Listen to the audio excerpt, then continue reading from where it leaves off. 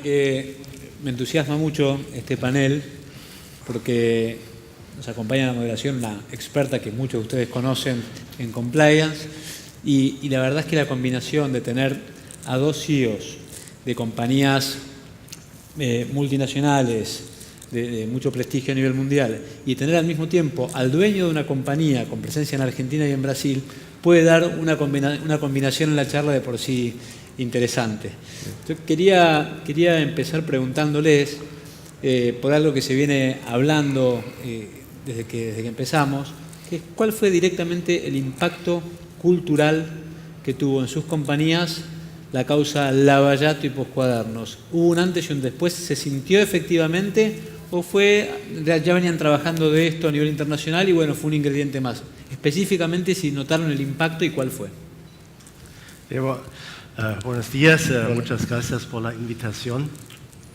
Bueno, para Mercedes-Benz a nivel mundial tenemos cuadernos y Lavallato en muchos lugares del mundo. Entonces, para mí no fue un momento clave para aquí, sino también, y creo es importante para decirles, y también da un poco quizás esperanza para las compañías que tenían problemas, que nosotros también tuvimos al inicio de 2005, creo fue, en algunos países casos de corrupción, donde organizaciones de nosotros fueron activamente involucrados.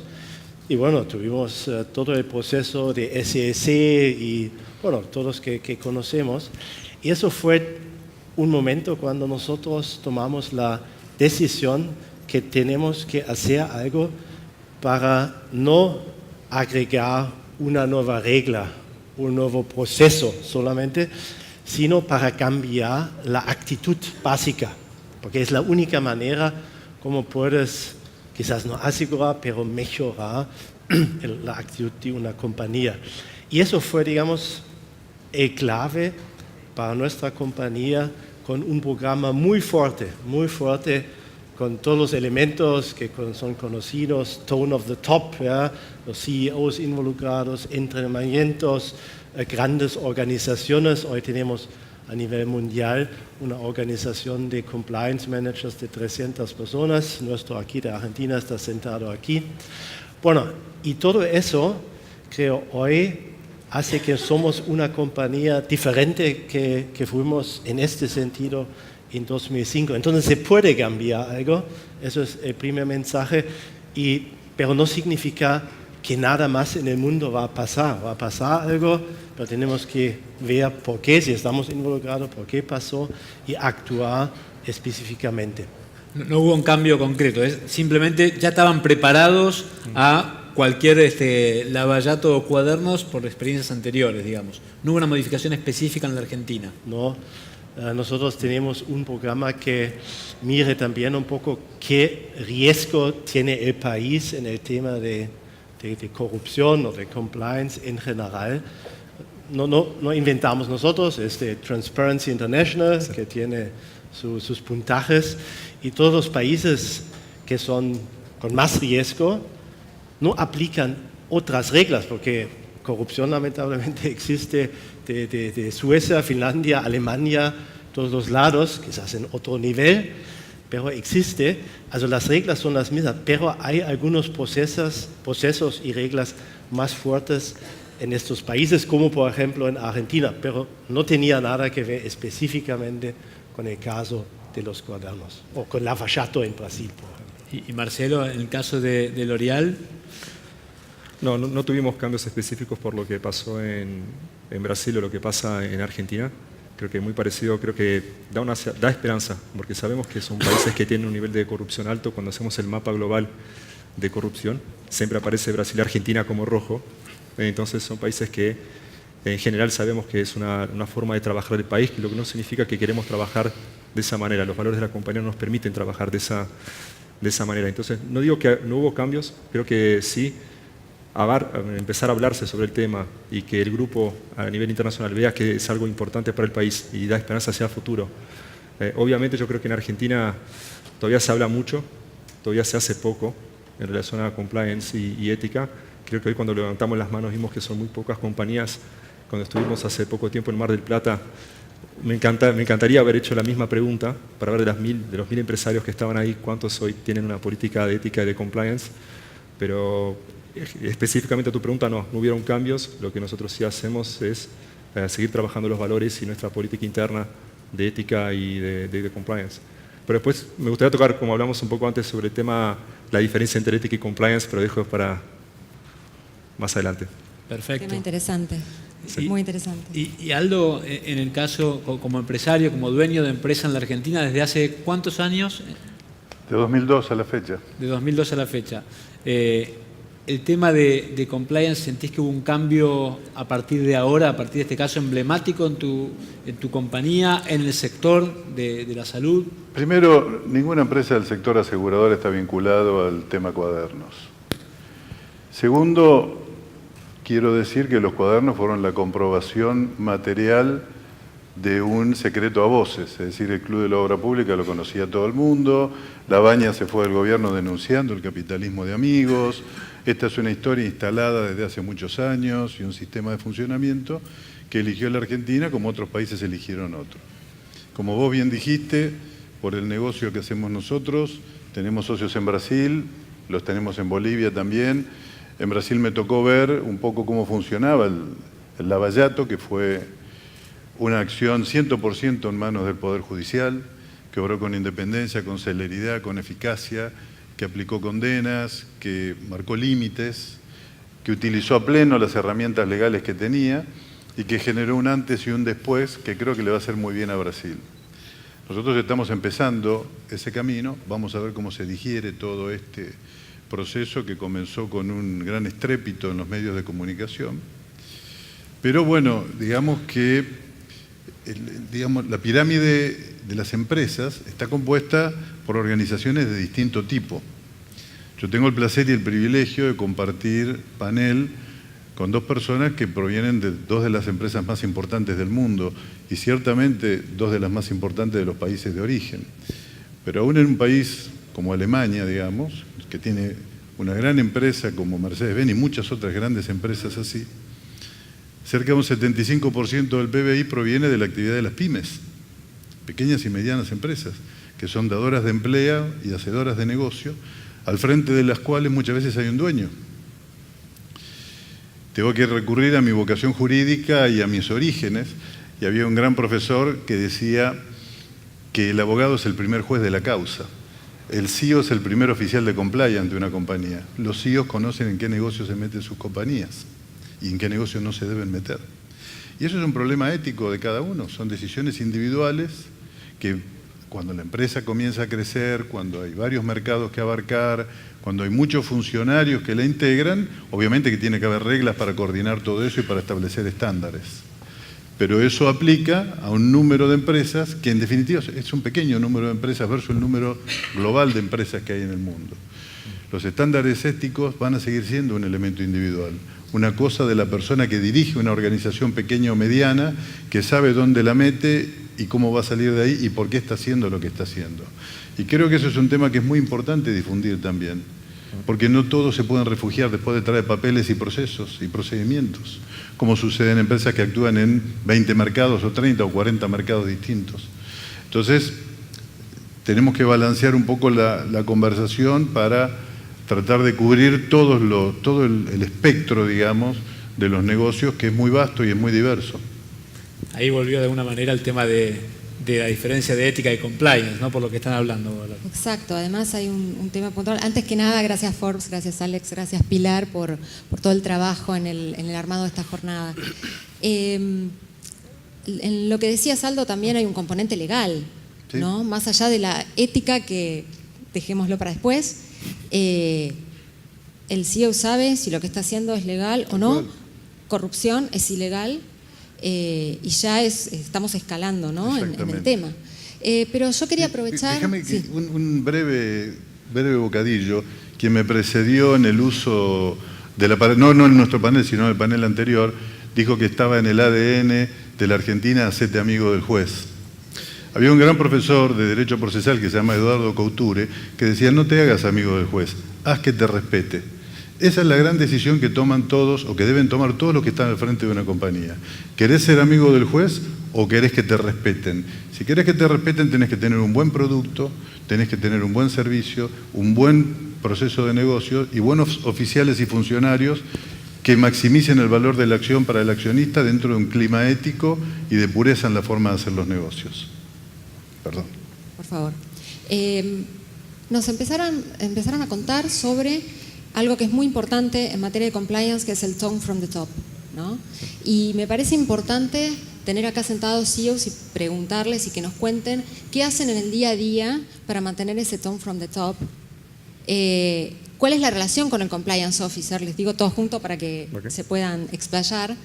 En el panel anterior hablábamos de, bueno, alguien decía, el CEO no puede hacer nada si no le da una venia, el compliance officer no, simplemente asesora. ¿Cuál es su relación con los compliance? ¿Qué lugar ocupan en la compañía? ¿Tienen presupuesto? Cuéntenos un poco porque me parece que es un tema muy interesante para la audiencia. Bueno, comento. Bueno, en el caso de L'Oréal lo que es interesante, yo haber trabajado en diferentes compañías, hay compañías donde compliance se reporta directamente al internacional y no tiene ninguna relación con el CEO. En el caso de L'Oréal, lo que me parece muy interesante es que la persona responsable, no por compliance, pero la corresponsal de ética de la compañía, trabajamos en equipo. O sea, es un trabajo en equipo del CEO junto con esta persona para garantizar que los valores y que las temáticas éticas sean trabajadas en todos los niveles de la compañía. Obviamente que, en el caso Solange, que trabaja conmigo, también tiene un reporte directo a Francia. O sea, obviamente trabajamos juntos, pero yo también, si en algún momento hay algún tipo de conflicto, podemos acceder a diferentes niveles para llegar a una conclusión. Por otro lado, también tenemos dentro de la compañía, no sería compliance, pero sería la parte de control interno, que ahí sí, es mucho más de control, que se reporta... ¿Auditoría interna sería? ¿Perdón? ¿Auditoría interna? Sería como una auditoría interna, que es mucho más en la parte de compliance. Y que no quiero entrar mucho en la discusión de compliance y ética, pero el compliance termina surgiendo mucho más porque las empresas no se portan bien. O sea, a partir del momento que alguien hace algo mal, sale el gobierno o salen las leyes para poner más o menos un marco donde las compañías tienen que trabajar. Nosotros, por lo menos en L'Oréal, creemos mucho más en el desarrollo de los valores internos, de la forma como nosotros queremos operar junto al consumidor, junto a los proveedores, junto a los clientes y así por delante. Porque te puedes encontrar algún día ir a algún país donde no existan leyes tan fuertes, donde el compliance sea tan fuerte, lo que no significa que L'Oréal puede llegar a un país y trabajar como se le antoje y trabajar con valores que no están en línea con los valores de la compañía a nivel global. Entonces, es importante eso porque trabajamos esos dos ejes de forma un poco distinta. O sea, hay toda la parte de auditoría interna y de compliance, que es algo mucho más duro. Controles financieros. Control financiero de las leyes, que estamos en compliance con todas las normas del país, pero también tenemos una parte de ética que es mucho más que la gente pueda hablar, que pueda cuestionar los valores, que entiendan los valores de la compañía y así podamos operar de una forma mucho más armónica en los países donde Con lo actuamos. cual podemos decir que tienen implantada una fuerte cultura. Para mí es un tema de cultura y el tema de Argentina, creo que el gran desafío que va a tener el país no es el tema de compliance y poner las leyes. Eso se puede hacer de día para la noche y las compañías la tienen que cumplir. Creo que el gran desafío que tenemos juntos en Argentina es cómo creamos nuevos valores y cómo la sociedad entiende que estos valores son importantes para operar las organizaciones. Perfecto. Bueno, creo la organización de las oficinas de compliance me parece son más o menos, siguen la misma lógica, ¿ya? Cierta independencia.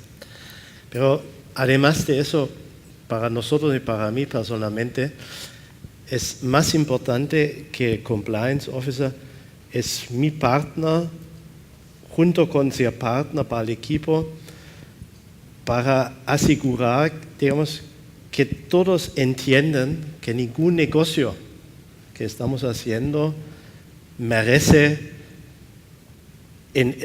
puede ser en una forma no íntegra, ¿sí? Porque de largo plazo estos negocios en el mercado no son sostenibles.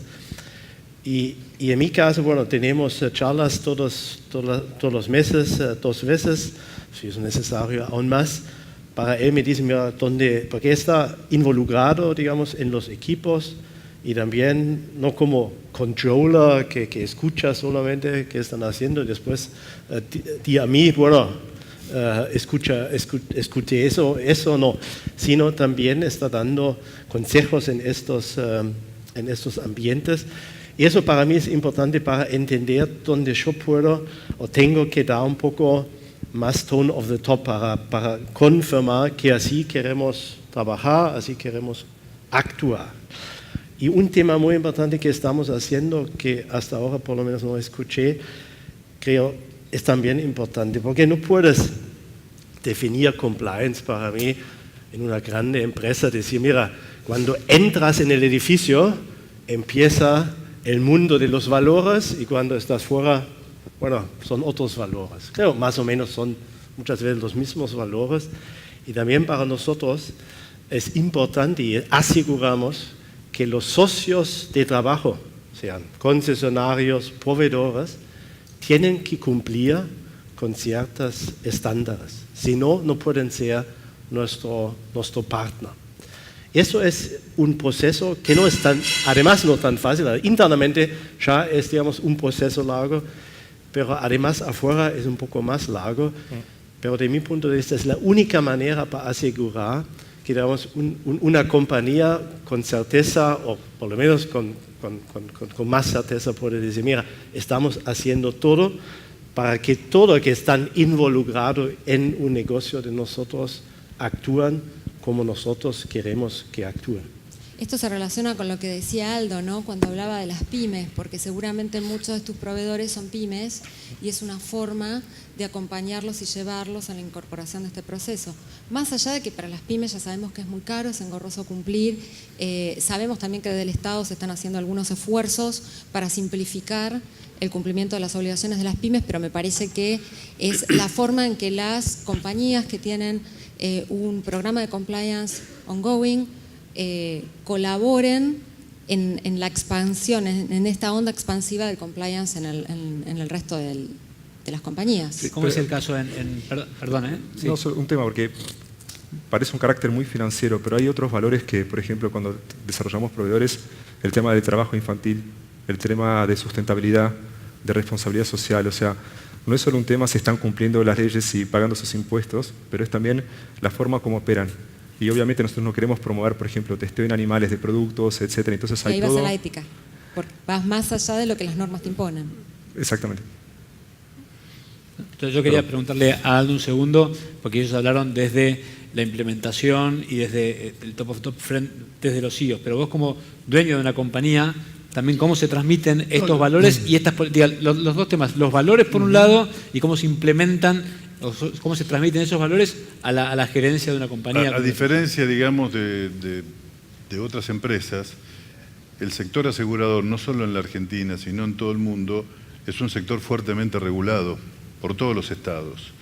En consecuencia, nosotros tenemos una cantidad de normas que debemos seguir, balances auditados trimestralmente presentados, estar online con la Superintendencia de Seguros que ve nuestras inversiones, tener nuestros oficiales, no solamente para inversiones, sino de cumplimiento, auditorías internas y auditorías externas obligatorias. O sea, es un esquema un poco diferente, tal vez, donde el propio sistema ejerce una serie de controles que son muy importantes. Nosotros estamos obligados a barrer toda nuestra base de datos periódicamente por el tema de financiamiento del terrorismo, por el tema de personas políticamente expuestas. O sea, hay una cantidad de procedimientos adicionales a lo que son las prácticas habituales, que son propias de una industria regulada, fuertemente regulada, como es la actividad del seguro.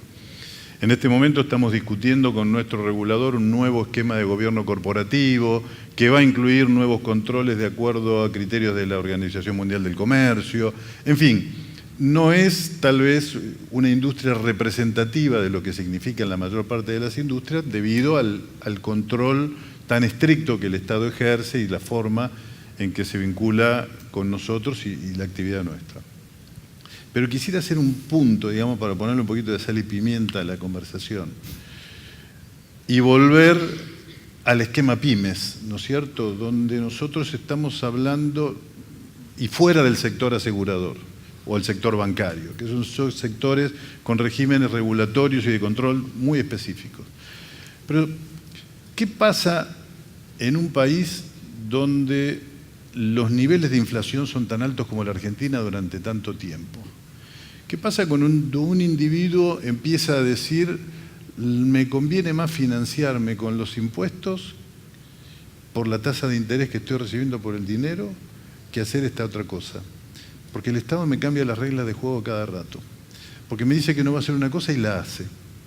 Porque me dice que yo voy a poder confiar en tal cosa y al final no puedo y esto se me vuelve en contra. ¿Qué pasa con esa persona? ¿Cómo aplicamos esos estándares a esa gente que también tiene que pagar sueldos, que también tiene que hacer frente a compromisos y que también quiere obrar éticamente en medio de un yo siempre digo, digamos, que más que, o tanto como un problema monetario, la inflación es un problema moral en un país. Porque lleva a la gente a incumplir los contratos. Me conviene no cumplir y renegociar a ver qué es lo que pasa. Algo mejor voy a sacar. Quita la moneda, un país sin moneda no tiene ahorro, no tiene absolutamente ningún incentivo para hacer las cosas bien. Quita incentivos para cumplir. Ya vamos a encontrar alguna manera de volver a meternos, pero hoy este ritmo, como no lo puedo seguir, o tengo que aprovechar esta coyuntura. Entonces digo, ¿no les parece a ustedes que todas estas cosas que hay que tener y que están muy bien y que obviamente un esquema bien definido y bien controlado hace al valor de la acción, hace a la ética y al clima de los negocios, hace a la calidad de producto para el cliente, o sea, es win-win, es bueno para todos? Pero que los estados también, por lo menos el nuestro, tendría que hacer lo suyo y decir, muchachos, la inflación es un cáncer para todo y estamos construyendo castillos de arena o de naipes porque todas estas cosas que nosotros hacemos, en este clima donde todo es tan volátil, realmente es muy difícil de maximizar el valor y la potencialidad que todas estas cosas tienen. Y corremos el riesgo en algunos casos, digamos, no digo de bastardearlas, pero sí de ningunearlas o ponerlas en un lugar secundario, porque claro, estamos en un clima donde todo cambia todos los días.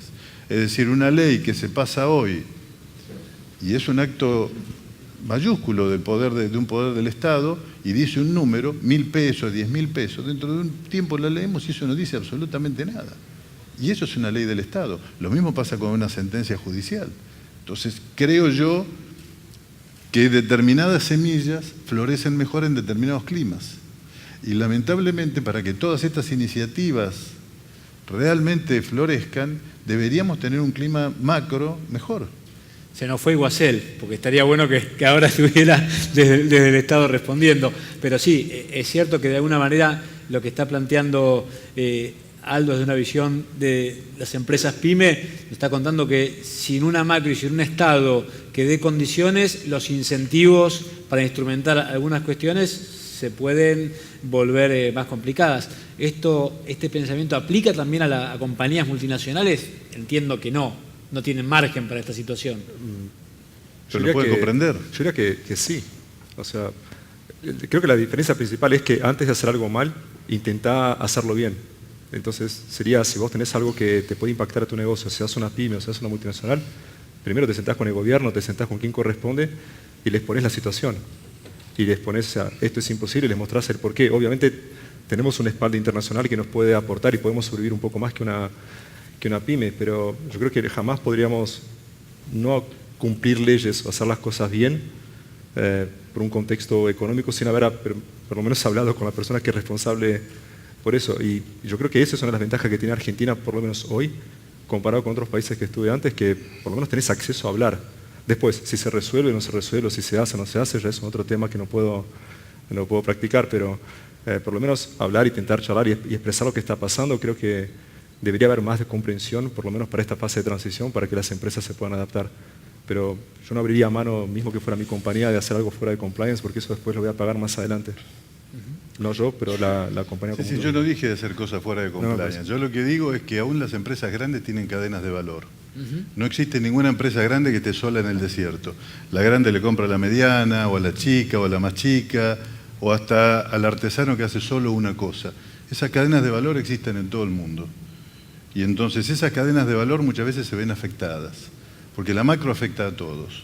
Claro, el que tiene más espalda aguanta, hace un reporte y dice, fui y hablé con el ministro, me dijo muy bien. O ayudar tu cadena de valor. Claro, O puedes ayudar tu cadena de valor.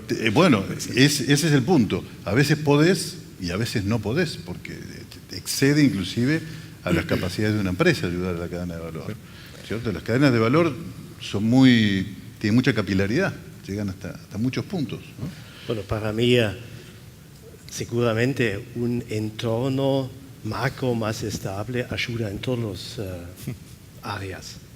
Que no por casualidad, si lo ves a Transparency International, los mejores países son muy estables. ¿Ya? No hay dentro de mi conocimiento un país con, por ejemplo, una inflación muy alta, con muchas tormentas, sino son bastante estables. Creo que eso ayuda. Pero la conclusión al revés, no me gustaría decir, mira, ¿por qué tenemos un entorno muy inestable y por qué estamos en muchas tormentas? Entonces aceptamos un poco más no jugar con las reglas, porque eso creo al final no va, por lo menos para nosotros, no vamos a aceptar y no es sostenible en el largo plazo. No puedo decir el nombre de países, pero hubo países que L'Oréal dejó de operar, no porque el país lo pidió, porque nosotros vimos que el entorno era tan complicado y contra los valores de la compañía que no queríamos operar en un país como esto, o por lo menos en este momento. Entonces sacamos la operación. Entonces no es por el tema o sea, era un país que al revés, no tenía compliance, pero era muy en contra de la forma de operar, una forma totalmente corrupta o muy complicada para nosotros. Simplemente salimos. Ok, de vuelta, tenemos la espalda para poder hacer eso a nivel global, pero es un tema de valores de la compañía. Para mí es lo más importante. Vos tenés una visión darwiniana de la evolución del compliance, me contabas recién. Sí, la evolución. Nosotros montamos la oficina de compliance y de ética en 2007, pero el otro día estamos charlando un poco a ver cómo fue la evolución de las penalidades, ¿no? O sea, principalmente. Entonces, la primer parte fue las grandes multas, y todos se van a acordar las multas de millones y millones, $1.000 millones de dólares de muchas compañías. Lo que terminó pasando es que eso no era suficiente, porque al final las compañías después se financiaban y seguían desarrollando su negocio. Algunas quebraban, pero otras seguían. El segundo paso fue de esta evolución, fue lo que llamamos la pena de muerte de algunas compañías. Entonces tuvimos algunas compañías como Enron o Arthur Andersen que por temas de compliance o de ética simplemente desaparecieron, pero no fue suficiente porque muchas compañías todavía seguían trabajando de forma antiética. La tercera fase fue entonces la fase que se empezaban a llevar presos a los CEOs, a los CFOs y a los Chief Ethics o Compliance. Entonces decían, bueno, ahora la empresa desaparece, hay las penalidades y te llevamos presos. Y pensaban que con eso se eliminaría o se mejoraría la parte de compliance y al final no pasó. Y lo que estamos viendo ahora es la cuarta fase de las penalidades, que parece ser la más efectiva de todas, donde no solo los tres comandantes, digamos, de la parte más de compliance, que digamos un CEO, un CFO y un Chief Compliance, pueden ser presos, pero cualquier persona en la compañía. Entonces, hoy las investigaciones van mucho más a compañías a los niveles medios o a niveles más bajos también, y les preguntan a las personas y dicen, mira, vos no estás cumpliendo. Ah, pero yo seguí una orden. Pero no tenés que seguir una orden. O sea, vos estás trabajando fuera de las normas del país y te podemos llevar preso. Entonces creo que a partir del momento que se está atacando más estos niveles, hace con que cambies la cultura y que las personas también hagan el speak up. O sea, empiezan a hablar más y muchas veces denunciando casos que están siendo aprobados a nivel de top management, y hacen con que las compañías obviamente siguen pagando las multas, pero obviamente tal vez puedan sobrevivir. Pero es una evolución constante porque parece como que las penalidades no fueron suficientes para que las compañías trabajaran de forma correcta.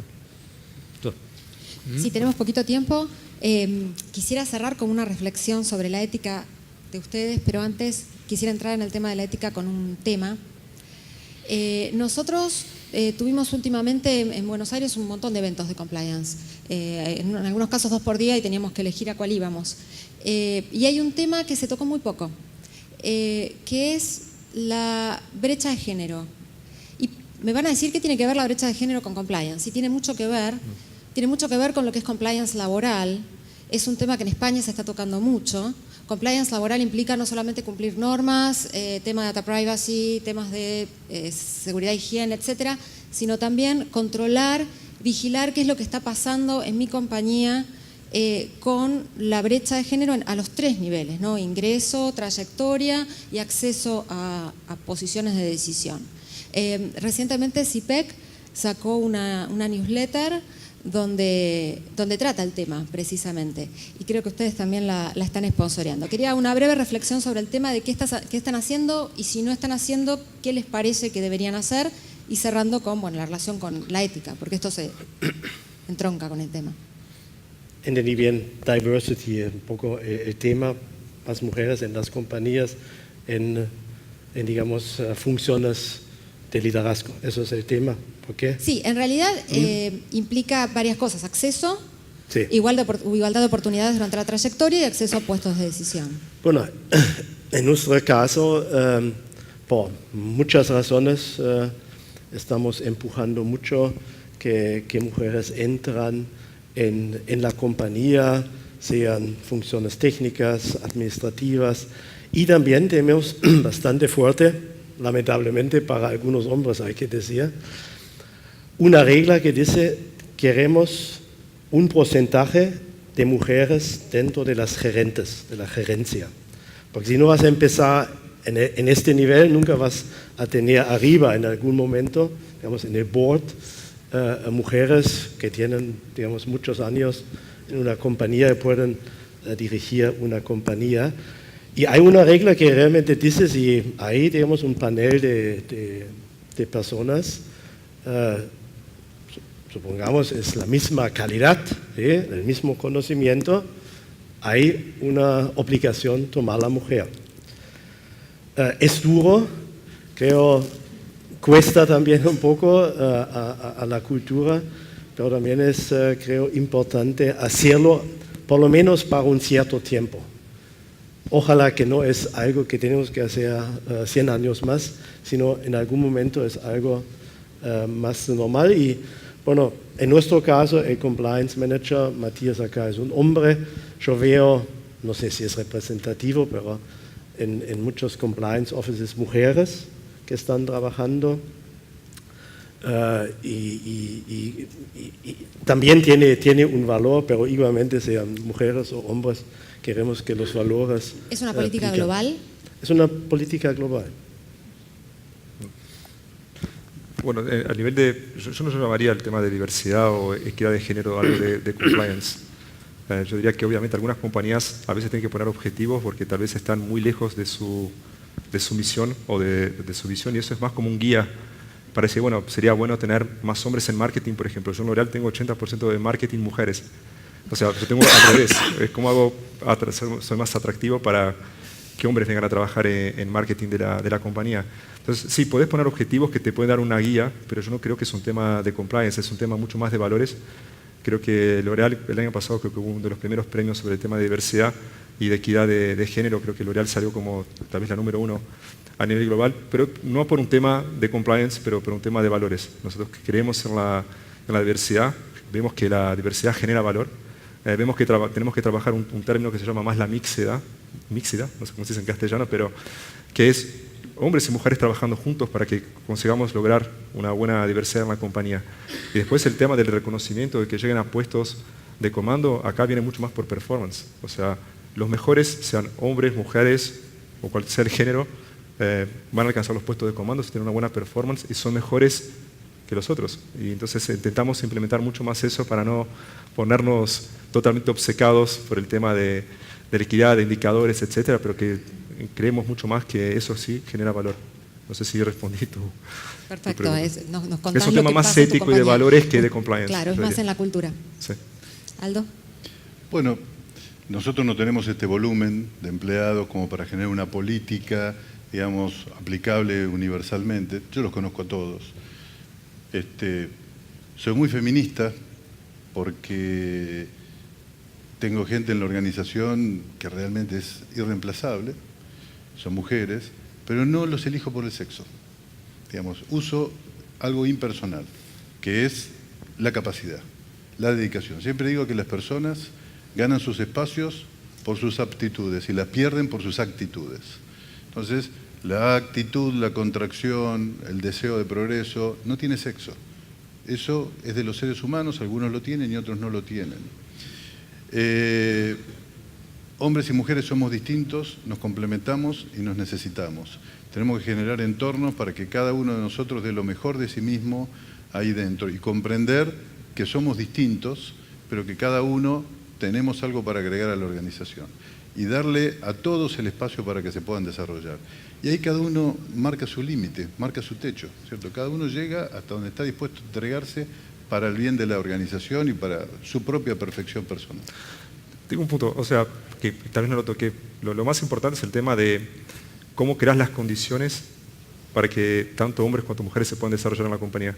Creo que uno de los principales desafíos que teníamos en L'Oréal era cuando muchas chicas que estaban a los 28, 29 años y estaban creciendo muy fuertemente en su carrera, y cuando venía el tema de la maternidad y se cuestionaban mucho diciendo, bueno, yo no sé si la compañía me va a querer o si yo me voy a conseguir adaptar a un puesto más senior con la responsabilidad también de ser madre, de familia y de todo. O sea, mismo que comparta la responsabilidad con mi marido.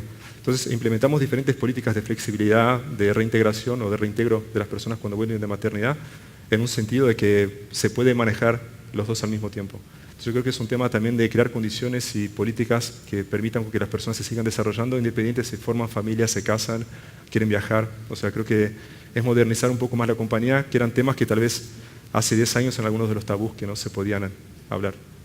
Perfecto, gracias. Bueno, la verdad es que nos quedamos ya cortos de tiempo. Yo tenía ganas de hacerles 2 o 3 preguntas más, pero me parece que si la ves en el coffee break, así que los que se quieren acercar la vemos. Muchas gracias por haber venido. Gracias a Un aplauso. Gracias. Muchas gracias.